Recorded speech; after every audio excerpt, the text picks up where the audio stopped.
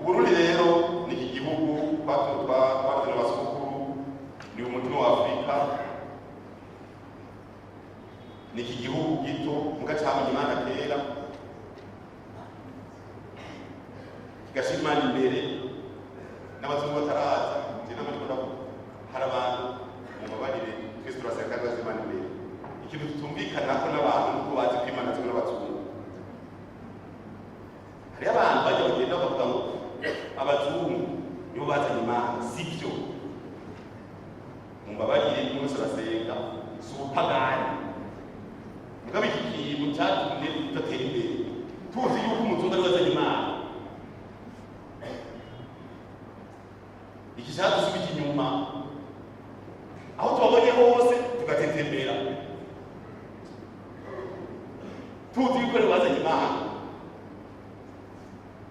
Bakavuga bati abamenyesha Imana ba mbere baje misugi ya mucendajuru niyo bazanye.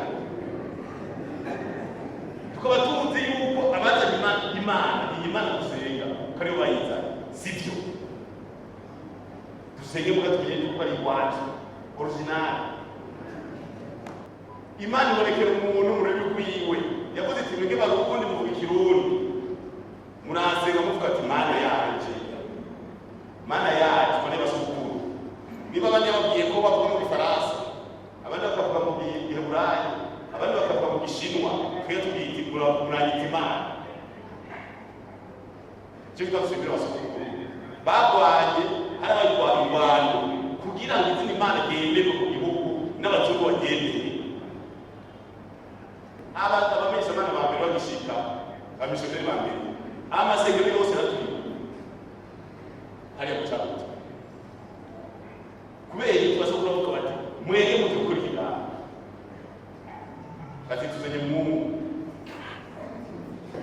barabirukako baratura amasengero yose haba negociation barumvikana kwijambo Imana. Cyo gituma imbere ya organisation n'ubu tukivuga Imana kubera basokora bari kwari inzira bati iyare n'isi yari mu Burundi rurema ira byose ni Imana y'uburundi.